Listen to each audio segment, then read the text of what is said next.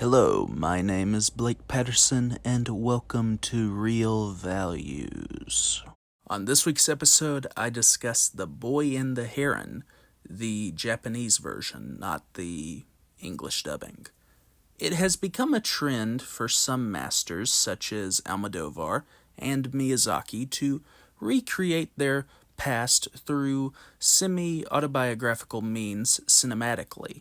Hayao Miyazaki's The Boy and the Heron, or preferably How Do You Live, continues this trend, yet it transcends the conventions of the genre through significant meanings and context. These context and meanings will provide value for adults, while the children will enjoy the movie's imaginative set pieces and sense of humor. Mature in its spirit and elegant in its craftsmanship, Miyazaki efficiently blends reality and fantasy to deconstruct fantasy as a concept to explore the theme of accepting a flawed world rather than aiming for an idyllic world full of human beings, since they are inherently imperfect. Miyazaki studies this philosophical notion through the framework of a young boy grieving the loss of his mother and discovering himself and life's meanings on a journey into another realm. Set against World War II in Japan, How Do You Live follows the 12-year-old Mahito, who loses his mother in a fire as the flames become a motif for Mahito's trauma and Lady Himi's power, and struggles to live in a new town with his father, who remarries his late wife's sister.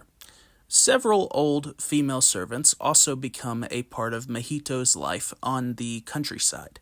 Miyazaki incorporates clips of Mahito's isolated place within the school environment and how he cannot fit in without expressing any dialogue. In one sequence, Mahito deliberately injures himself with a rock by hitting himself in the head. The blood gushing out of Mahito's head expresses his internal withholding of despair. Self-abuse is his way of coping in this case, rather than revealing his trauma through tears to another person, which is indicative of the traditional roles placed for boys and men. Part of Miyazaki's genius as an auteur is how he shows his viewers the behavior rather than telling them about it through dialogue or narration.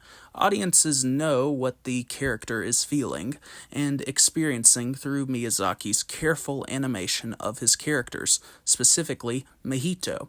Focusing on these moments, Miyazaki exhibits restraint in his depiction of these moments before fantasy enters the plot to convey the banality, frustrations, and loneliness of Mahito's existence in a new area after his mother's death.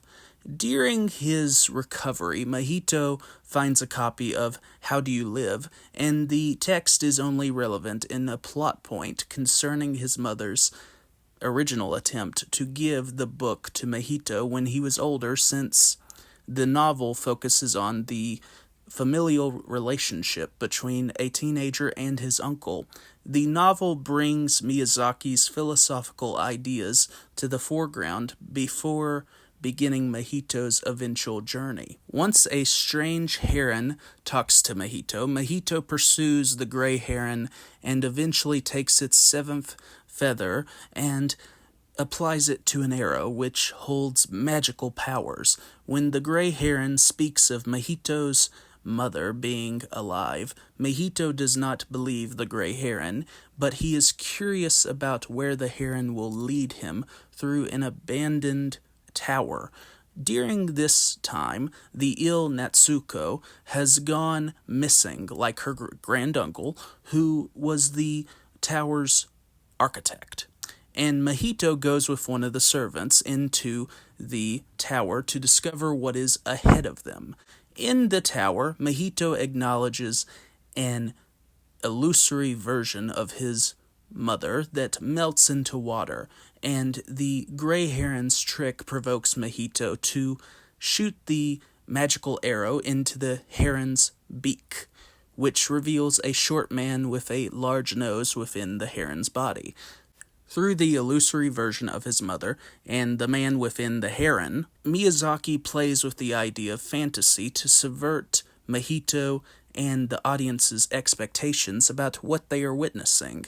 The movie challenges the audience to consider the possibilities of what these characters are hiding about themselves and what those revelations say to Mahito on his odyssey. This idea occurs when Mahito, Kuriko, and the gray heron fall through the floor as if it is quicksand into another world. In this new universe, Kuriko becomes a figurine, but he encounters a younger Kuriko who exists in this world as a seafarer.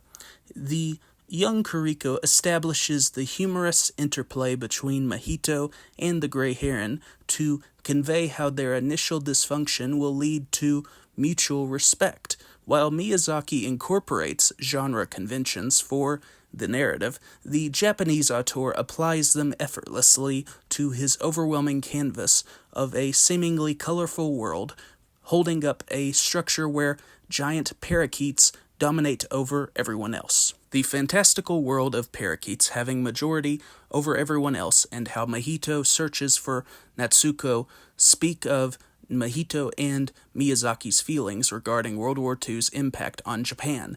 Miyazaki interweaves the devastation of the era through the fantastical narrative to suggest how Mahito learns about accepting the world over an idyllic one. Mahito learns this lesson by recognizing his head wound because he realizes he is capable of malice when his granduncle asks for him to control pieces that affect the universe. It is easy to express the desire to create a perfect world, but how can it happen when the people developing it have flaws? The conclusion may provoke those who seek to believe their idyllic view, but Miyazaki is not cynical about the theme in his translation. Miyazaki's empathetic honesty allows the viewers to accept life as it evolves, since no one can control their fate, and one can accept others if they look within themselves. The Japanese auteur solidifies the notion through Mahito's eventual discovery of Lady Hime as a younger version of Hisako, and how her ability to create flames as a powerful source contradicts and heals the traumatic event of Asako dying in a fire. Miyazaki's creative ways of illustrating these meanings complement the aesthetically rich beauty of every frame in the real and fantastical worlds of How Do You Live? While it makes sense for the title to change to The Boy and the Heron due to its accessible marketability in the United States, How Do You Live is the preferable title because the title explains the maturity of Miyazaki's exploration.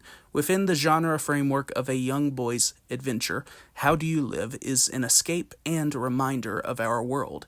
If the movie is Miyazaki's final project, How Do You Live is a heartfelt swan song from a master whose imagination and wisdom are the characteristics of the medium's most exciting practitioners. Thank you for watching this video. Have a great night.